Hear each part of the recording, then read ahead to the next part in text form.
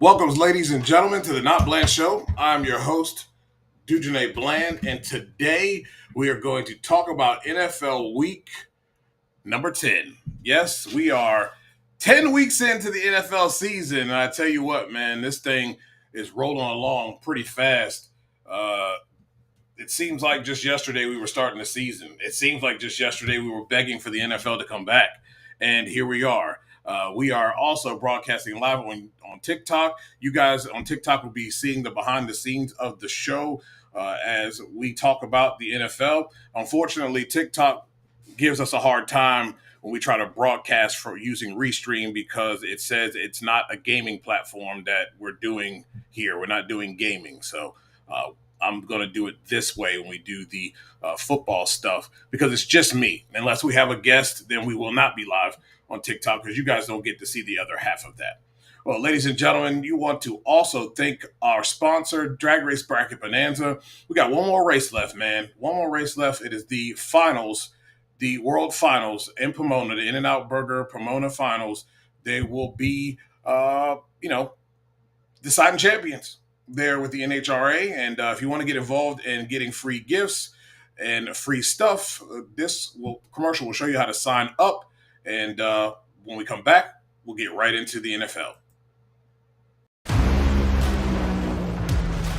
Drag racing fans, check out Drag Race Bracket Bonanza. It's the free, family-friendly fantasy bracket game. Now, after final qualifying at every national event, you can fill out your bracket for all the pro classes. It's free, easy to click on your picks. If you need some help, just hit the randomizer button to fill in the blanks. It's for fun, stay engaged, and pick your winners today. I should, though.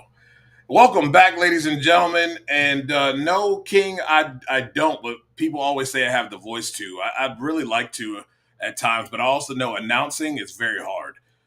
Being and doing things with the Southeast Gassers Association, which we have our announcer of the Southeast Gassers, which is David Lancaster. And it's a little hard to do because everybody thinks it's easy until they get in the game, and then they find out it is not the easiest thing to do doing that. So I want to thank who was that? Somebody thank you for the follow. I can't see your name. Thank you for the follow there. But I want to thank everybody also who are on all our other platforms here listening to this show. And let's get into it. First and foremost, let's not be surprised, ladies and gentlemen. Brian Daboll is now out as the New York Giants head coach. This is not surprising. I don't think anybody should be shocked at this at all. If you look at some of the stats in the last 4 games, they allowed 1,605 yards in the last 4 games. We look at 2 of their last 4 games. Denver came back and won the game. They scored 33 points in the fourth quarter alone. That's not going to cut it. You are 31st in fourth quarter points per game allowed, and that's 11.5 points. They have been allowing 14 points in the last 3 in the fourth quarter. You look at the yards per game that they're averaging and giving up to opponents. They're 29th in that factor, 383 yards total. In the last 3, they've almost given up 400 yards. 399 is the number there, averaging about 32 points per game that they're allowing defensively in the last 3 games.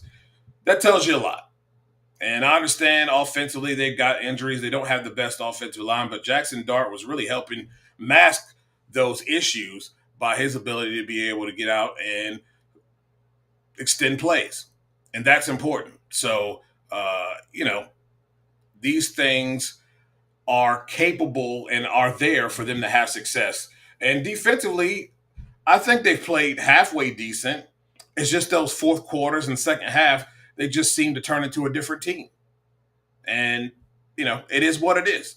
Like, you can't call it or dice it any other way. And Brian Daboll doesn't have the best record at the end of the day as a total for his coaching. I believe that is a losing record for him. And we all know losing records don't cut the cheese when we're talking about trying to build a program that, has been in the rebuild stages for a while now.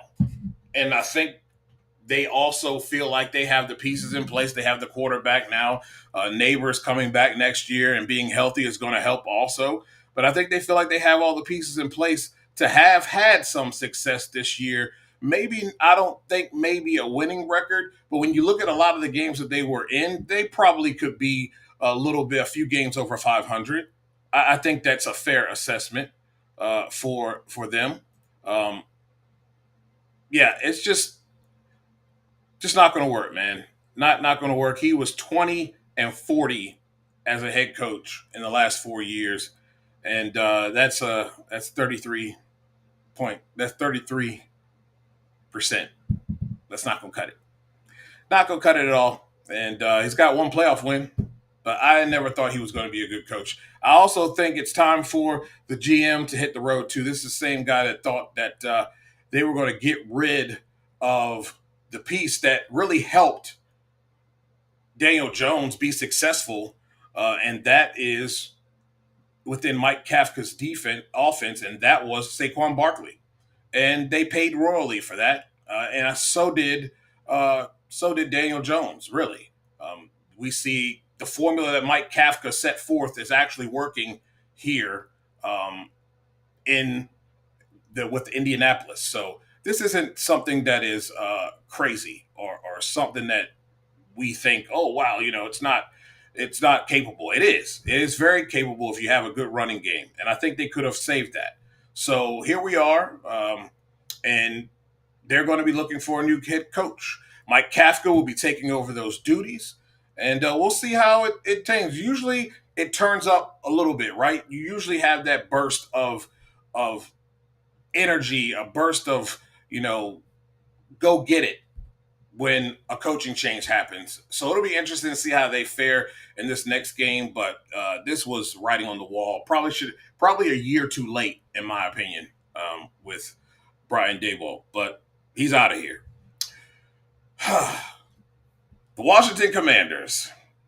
Well, today Dan Quinn says he is taking over the play calling duties.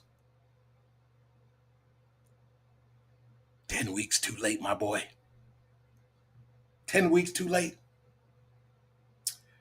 This defense has been anything but good.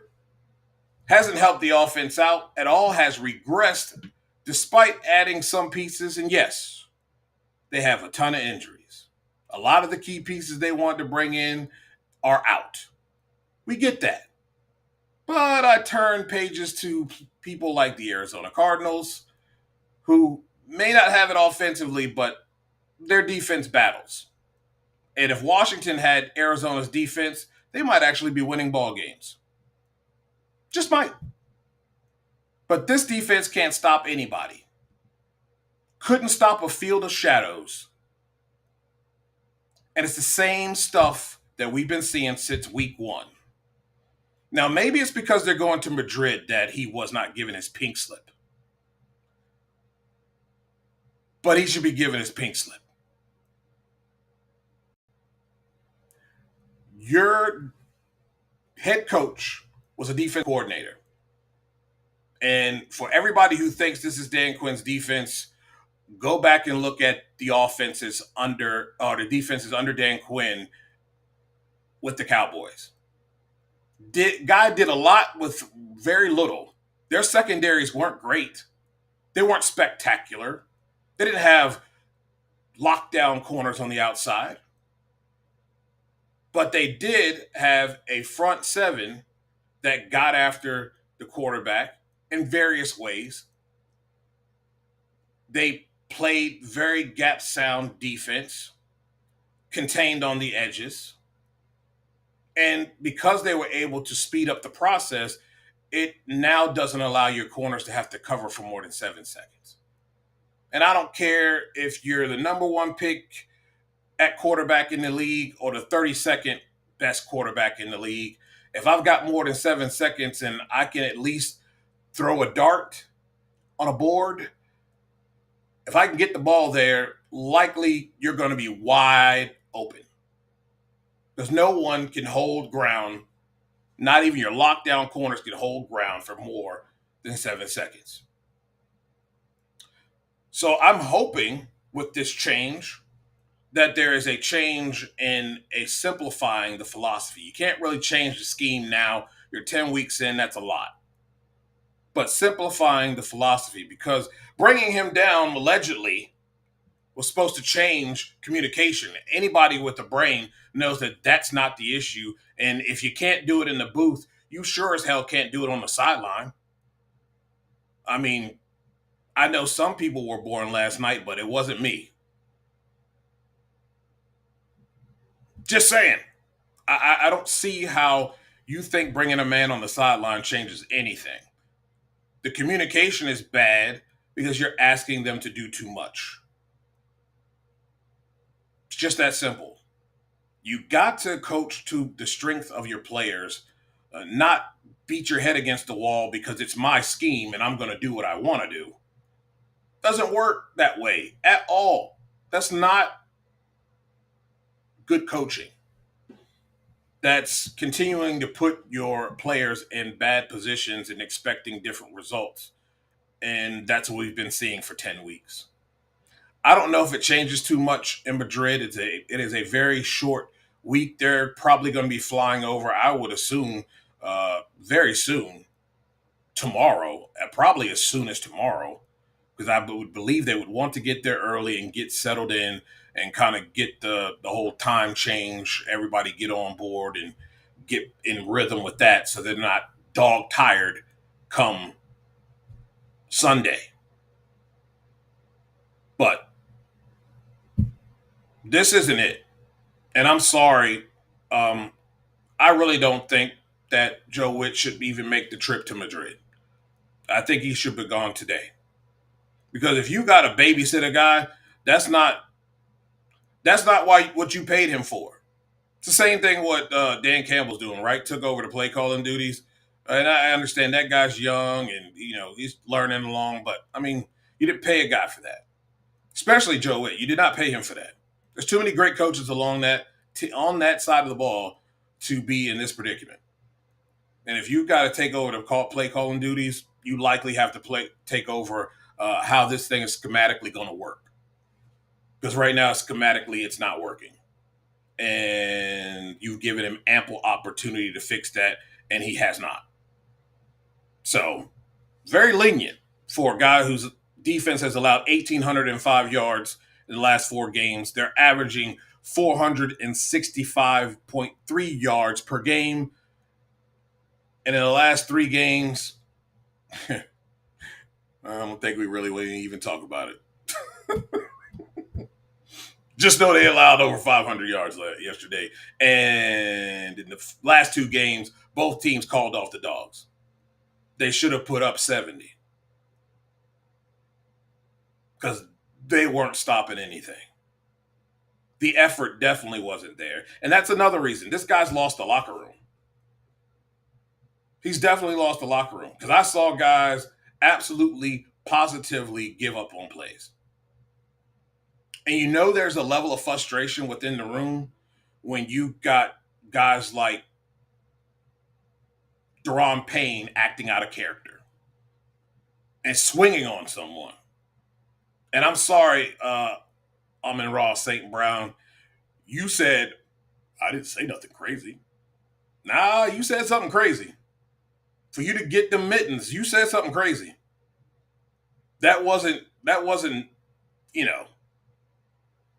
just playing around. Definitely wasn't that.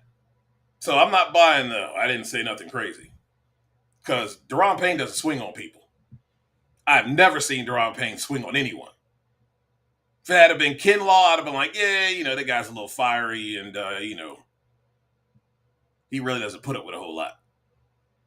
But for a quiet guy like Deron Payne to swing on you, you said something way out of line to catch the mittens. But when you got guys acting like that, the locker room is lost. And I don't think there's any recovering from that, to be honest with you, because they don't believe in you.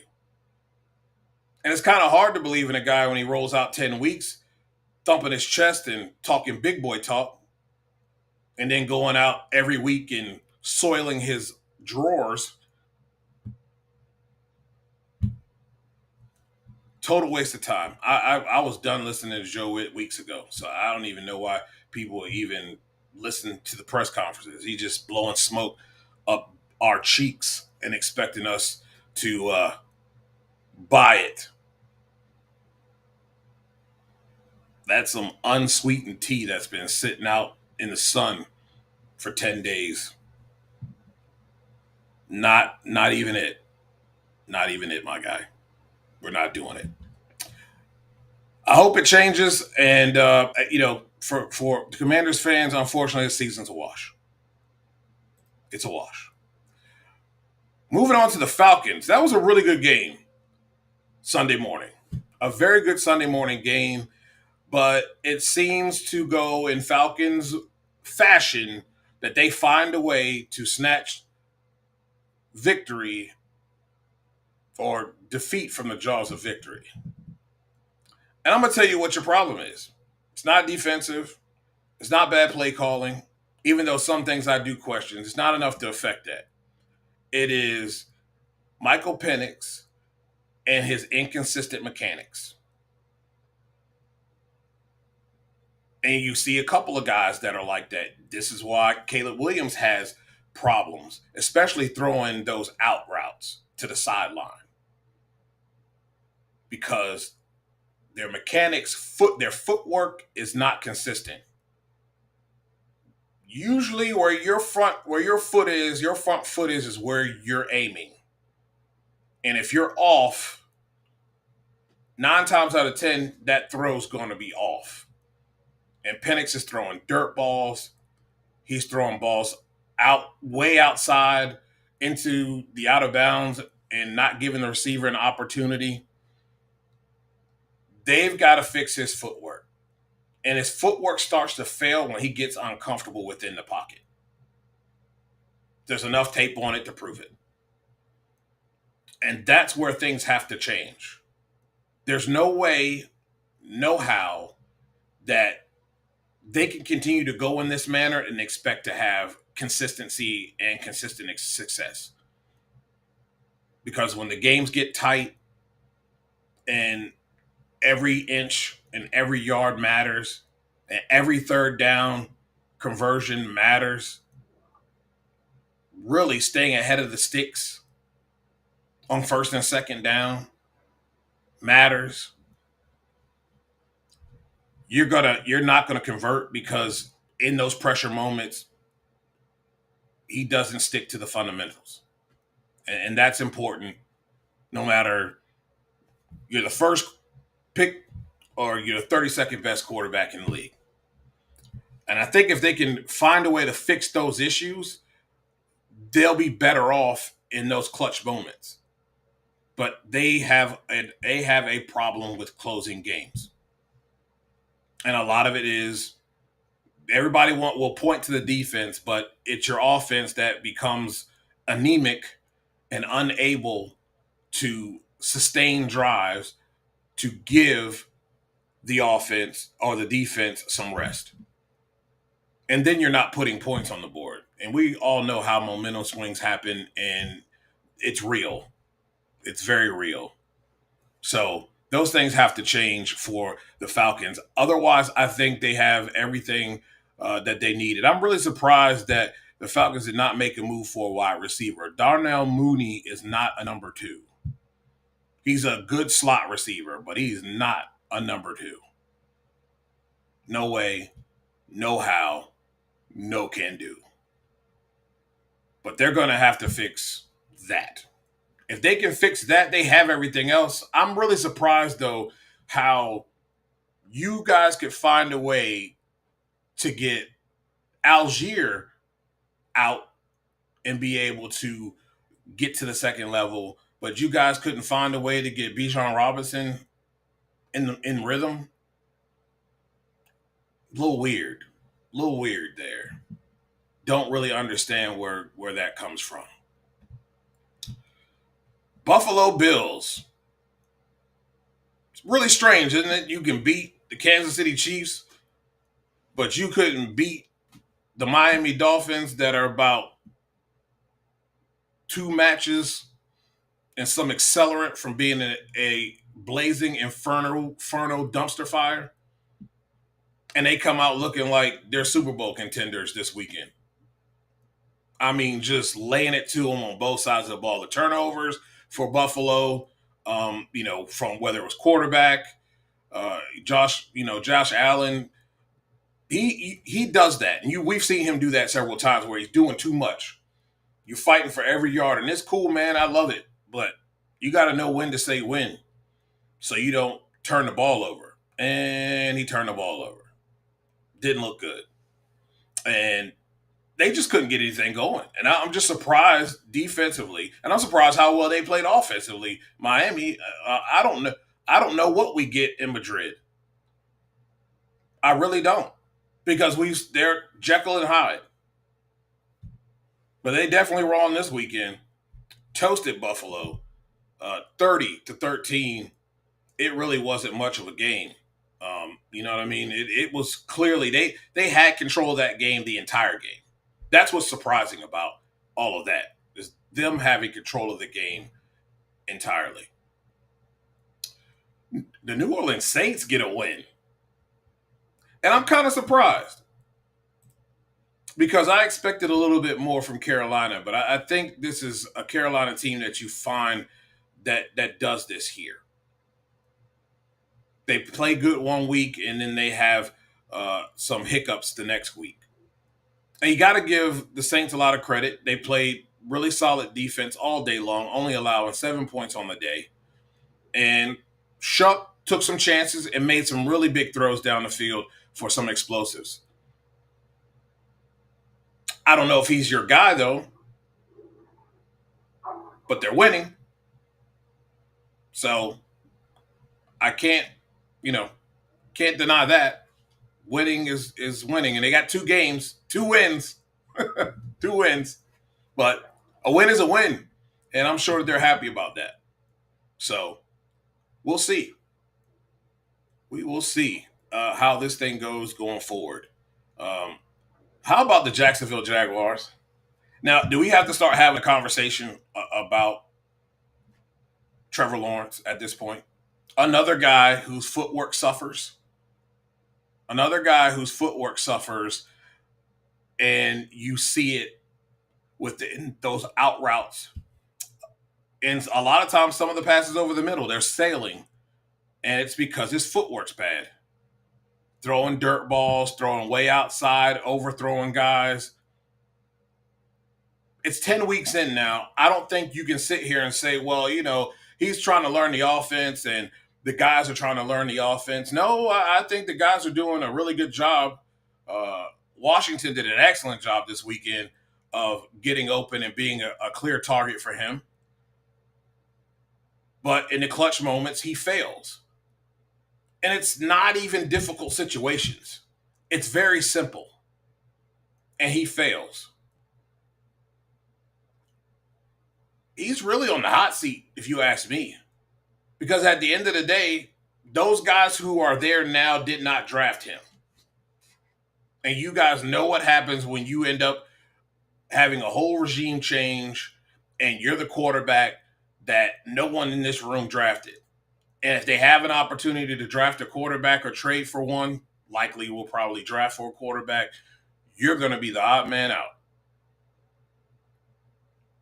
Because once again, we can't blame Doug Peterson. We can't blame nobody now for his performance on the field. Because I think Liam Cohen is an excellent coach, and I think he's an excellent play caller. And they have got to do a good job of really helping him along to make those most important throws when they have to have it. And it's when they have to have it is when he is not at his best.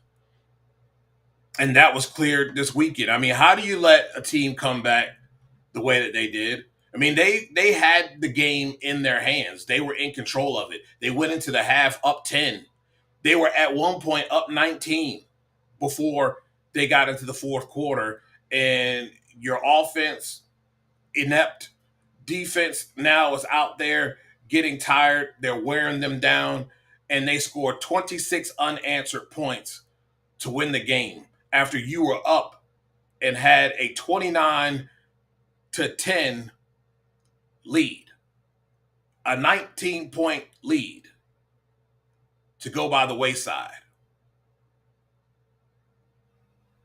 Got to do better. Got to do better. And going to have to start looking at Trevor Lawrence, because this really does fall on him.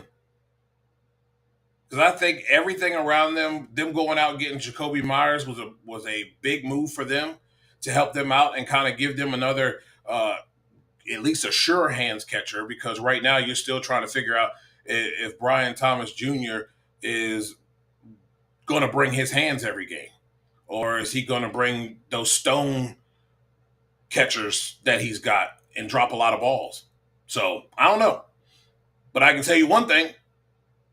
If your quarterback can't pick up his play when it matters, you're going to continue to lose ball games. And it's really a shame, because I think they have an opportunity to not only be a playoff team. I think it's a little bit out of reach now, the way that Indy is playing. They're up 8-2, Jacksonville 5-4. I think they have an opportunity at least to make the top 8. But if your quarterback can't close out games, you're not going to be a part of the top 8. And I don't think it's really that hard to be a part of the top 8 in the AFC, because I don't think the AFC is that strong. Let's see. We'll look at the standings real quick. Let's see. We'll go by the conference here. And when we look at these standings, you've got the Broncos and the Colts. Colts number 1. Both are 8-2. And you got you got 3 8-2 teams with the Patriots. Very good football team, the Patriots are. And I don't expect anything different from them, because I think you have an excellent coach there, and he has a plan. And he usually executes that plan very well, knows how to use the pieces he has in the room very well. And that's why you're seeing them play exceptional right now. They're on a 7-game winning streak right now. Now you've got the Pittsburgh Steelers, because they are winning their division right now. They are under that. Then you got the Chargers, the Bills, and that 4, 5, 6. Yep, they're the 8th spot, 5-4 there, right there with the Kansas City Chiefs. I expect the Chiefs to continue to move in an upward trajectory. So I don't think this is going to be an easy go for Jacksonville. Who knows what we get from Buffalo? They're 6-3. They had a really ugly loss against Miami, but we'll see how they respond to that. I think Harbaugh's got the Chargers playing very well, given that they do have injuries along the offensive line. They have put guys in, and they have stepped up and made plays. They also understand the importance of running the football and running it consistency. Cliff Kingsbury, you could take a page out of that just a little bit. Just a little bit. Just run the ball earlier. That's how you get them out of the box a little bit. Spread them out, run the ball. So I think it will be tough if they lose another game here. Jacksonville's going to have a hard way to go, because I think the Chiefs are going to do their darndest to get in. And their schedule isn't extremely favorable, but this is also the Chiefs. So if they can get out of their own way, especially when it comes down to play calling, I think they are capable of doing an excellent job and being able to get themselves in the playoffs. So there's going to be a dogfight for those last 2 playoff spots. There will be a dogfight for those last 2 playoff spots. I'm looking forward to seeing how it all pans out there in the AFC. There are some teams that Baltimore looking to try to continue to move up. They're not too far off with that loss that the Steelers had. They're 5-4. Baltimore with their win 4-5. So if they can continue to chip away at it, they just need to win the division to find themselves in the playoffs. That's going to be the key. Win the division, and we got ourselves an opportunity to get a ball game and get ourselves in the playoffs. Well, ladies and gentlemen, we are going to take a break. And when we come back, we'll give you some really cool nuggets from this week 10 uh, that I find pretty interesting.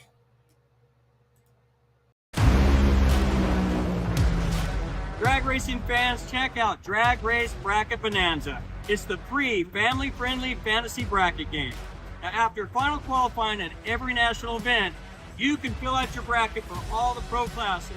It's free, easy to click on your picks. If you need some help, just hit the randomizer button to fill in the blanks. It's for fun, stay engaged, and pick your winners today.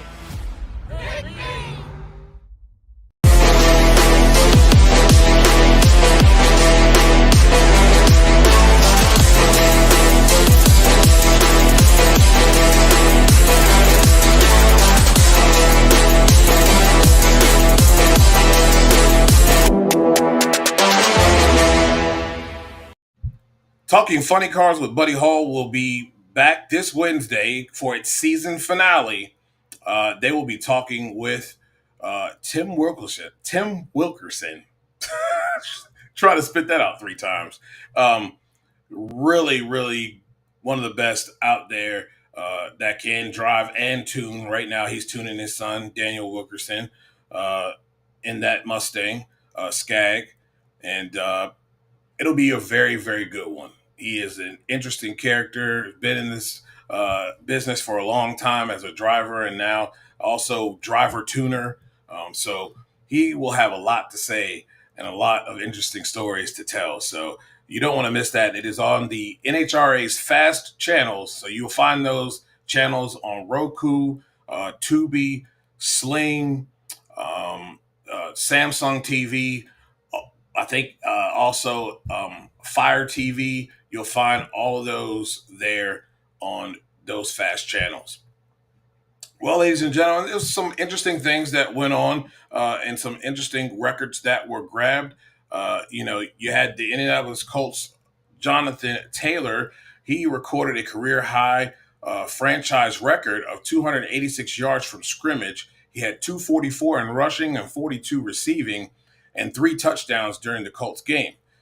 Taylor has 66 career rushing touchdowns and surpassed Pro Football Hall of Famer Marshall Faulk. He has 64 for the most rushing touchdowns in Colts history. Taylor, who is 26 years old, he has 1,752 rushing yards and 73 scrimmage touchdowns, 66 rushing, 7 receiving in his career, becoming the 5th player under the age of 27 with at least 7,000 rushing yards and 70 scrimmage touchdowns, joining Pro Football Hall of Famers Jim Brown, Sweetness Walter Payton, Emmitt Smith, and LaDainian Tomlinson. Pretty good company right there. Pretty good company. Matthew Stafford, he passed for 280 yards and 4 touchdowns with no interceptions. He had a quarterback rating of 127.1 in that win against San Francisco. Stafford is the first player in NFL history with at least 4 touchdowns, no interceptions in 3 consecutive games. Stafford has 402 career touchdown passes and becomes the 9th player ever with at least 400 career regular season touchdown passes. I think Stafford's on it right now, man. And that team looks really, really good. Really good. For the Baltimore Ravens, Lamar Jackson, he passed for 176 yards and a touchdown and added 36 yards in rushing in their win against the Minnesota Vikings. Jackson now has 73 career wins through his first 100 starts. He surpasses Pro Football Hall of Famer Ken Stabler for the 4th most wins by a quarterback in their first 100 career starts in NFL history.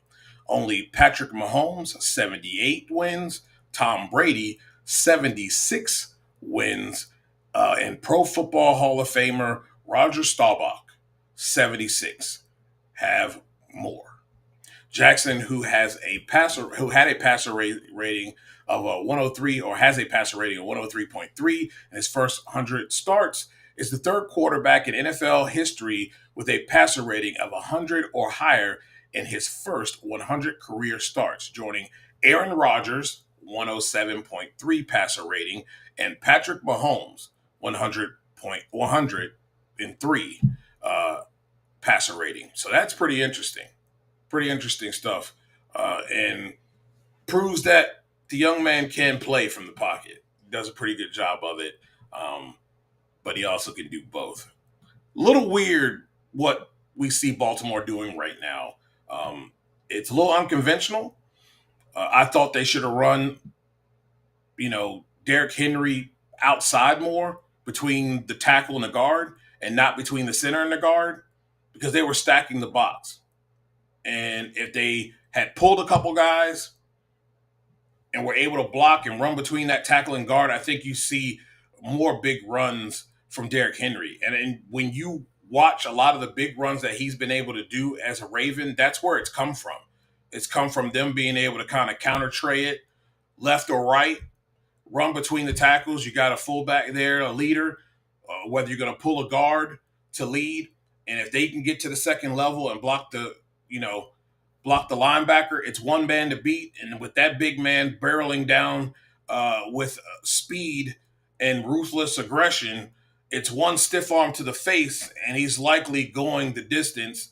I don't know if he makes a house call these days, but he's definitely going to get a big handful of yards, 30 plus.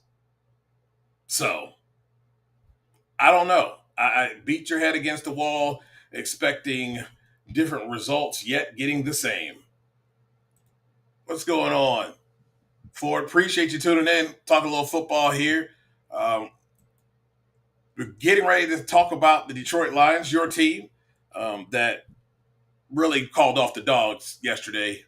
They really, really could have scored 70. So I appreciate the sportsmanship. The fans appreciate the sportsmanship. Because they really could have run up the score. Thank you for getting your daily heart me, Wayne's World. Appreciate you, brother. Thanks for tuning in. He said my take on the Fins and Bills. I was just talking about that. It is very, very strange. I did not expect the Dolphins to come out and do what they did to the Buffalo Bills. They just beat the Chiefs. You beat the Chiefs, and don't get me wrong, they've done that several times during the regular season, so it's not like it's a big deal because they haven't done it in the playoffs, but they beat the Chiefs, for crying out loud. And like I said earlier, this Dolphins team is like 3 matches and a real big load of accelerant of being a complete inferno-style dumpster fire. And yet they come out at home and walk the dog on Josh Allen and the Buffalo Bills. Defense played exceptionally well, bottling up the run. They got pressure on Josh Allen, making him uncomfortable, generated turnovers. They're going to have a lot of confidence going into Madrid. Let's just say that.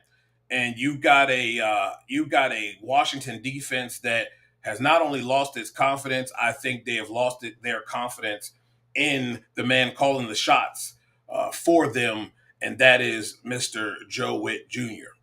Now, news today broke that Dan Quinn said he will be taking over those duties, play calling duties, and I think that should help a little bit. But I also think there needs to be a fundamental change a little bit to tailor to the guys that you have on the field now. Because for 10 weeks, we've been saying the same exact thing for this football team, and that's you've got 10 guys, or you've got 3 guys, Luvu, Bobby Wagner, and I'll even Quan Martin as well, that cannot and have especially your linebackers, cannot cover. They do not have that ability. That's not what Bobby Wagner does best. That's not what Frankie does best. They are pass rushers, run stoppers, not tight end and wide receiver coverers. And if they don't fix the problem that really reared its ugly head with the Cowboys, then we're going to continue to have this problem. Because if you go back and watch everything, I'm going to give you guys a secret. And it's really not a secret. Every team has used the Dallas Cowboys blueprint to beat this Washington Commanders defense. All I've got to do is bring a corner across the formation. Not really a drag, but kind of a skinny post coming across, kind of a deep drag route. That's all I've got to do, because I know all I have to do is get a mismatch in the middle of the field. You can expect your safeties to be out of position. They always are. For whatever reason, they're confused. And this guy sits in a hole, gets a catch, and then does a little okey doke, a little ballet step, and off to the races. But guys gave up yesterday. And if they don't find a sense of enthusiasm and a sense of care and give a damn, Miami gonna walk the dog too. We gonna be asking, what the dog doing? Dog gonna be walking and stubbing and digging holes, mud holes. Because this team, that was embarrassing yesterday. Very embarrassing. And to me, Joe Witt should have his walking papers today. He should never even made it. Just go on. We'll even give you a flight back home. On us. Because that's not a good performance. Me or you could call a game like that. You can't be professional and call that type of game. So we'll see what happens when Dan Quinn takes over the play calling duties. But like I said, I think there needs to be a fundamental change, and I don't think there's enough time for a fundamental change.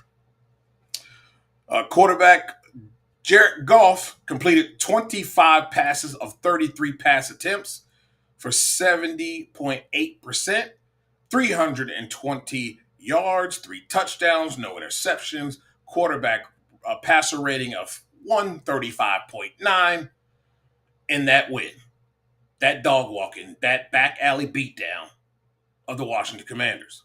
Goff is the third player in NFL history to have at least 45 games with 300-plus passing yards in the first 10 career seasons, joining Patrick Mahomes, 49 games in the first 9 seasons, and Matt Ryan, 45 in the first 9 seasons.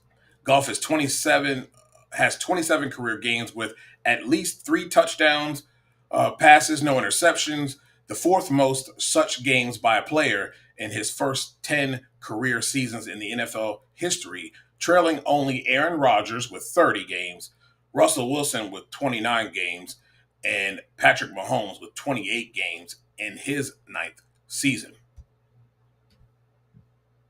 Jared Goff is playing ball. Probably makes the Hall of Fame. He's that good. Wayne's World here on TikTok asks, is Travis Hunter done for the season? I think that's a good question. I haven't heard anything of him being out for the rest of the year. I also think they're not willing to rush him back, and could be a telltale sign them going out and getting Jacoby Myers. But I also say Brian Thomas Jr. has like stones for hands. It's like mountain rocks for hands. So I think there's a little bit of an issue there. And I think that was a reason for them going out and getting a little bit of extra help at the wide receiver position. But with having Jacoby Myers, you don't have to rush him back at all. Your corners are playing pretty well on the outside. It's just your quarterback. Jacksonville's problem is not wide receiver or corner at this moment. It's quarterback. and the quarterback can't seem to deliver the ball consistently to his wide receivers accurately. And as we discussed earlier in this show, his footwork is terrible. It's just like Michael Penix, bad footwork. And because the footwork is terrible, you see bad throws and inconsistency in those throws. So I just think that's where we're going to be. That's where they are going to be until that is solved. And if it keeps up for the rest of the season, where you're blowing leads like that, he won't be here next year because this regime did not draft him. They have no ties, so they have no qualms about sending him on his way at the end of the season if this type of play continues, because I think they have all the other pieces in place to be successful. And I think Liam Cohen is a heck of a head coach, a guy that I would want to play for. He's definitely a leader of men and has proven that. So we'll see. We'll see how it all goes there. Um, you know, looking and talking about the Tampa Bay Buccaneers, I also want to look forward to the New England Patriots. We have another question on TikTok. What do you think about Romeo Dobbs matchup this week? It depends on what Eagles defense shows up. I mean, if is that a king? Is that a guy that you had to play? Like, you didn't have a choice to play. The thing about Dobbs is that he has great weeks sometimes, and then he's like, it's like where you're at, what happened to you? You went into the witness protection program, like you blow out, you have a complete and utter knockdown drag out game where you just light it up, and then we're trying to find you next week. The one thing about this team, so he had to play him. So one thing about this team and about the Eagles is they did make some moves at the trade deadline. I don't know if those moves really are going to change the trajectory of what this defense has been, because let's switch to the other side of the ball. Nick Sirianni is the one who is orchestrating a lot of this offense. It's very clear. I mean, if you go back before the days before you got Kellen Moore, when Brian Johnson was there was a lot of puppet hands in there, pulling the strings. Nick Sirianni was, and because it didn't work out, and there was a couple things where it cost them playoff games, and probably a shot at maybe contending for a Super Bowl. He let Brian Johnson go, but yet now without Kellen Moore, we're back to the same old stuff we saw before Kellen Moore got here. We abandoned the run, even though we got the best running back in the league, and we're not running him. We got, quarterback design runs. We're doing all this passing. That's not Kellen Moore type offense. So only one person to blame. Old Nicky boy. And I think what you'll see tonight is they will try to establish the run very early because it is cold. I think this plays in the Dobbs' hands a little bit, because I think that defense, if they can get the ball rolling, running the football, and if Jordan Love can be the Jordan Love that we saw several times this year, especially against the Commanders, they can get some tight ends involved and get the running game going. Dobbs is going to be a guy that's going to get some explosives, because I don't think their corners in Philly are that good. And if they can't get consistent pressure on Love, which they haven't really proven to be dominant up front, I think Dobbs is going to be okay tonight. Now, can I guarantee that he's going to have a breakout game and another breakout game where he scores big points? No.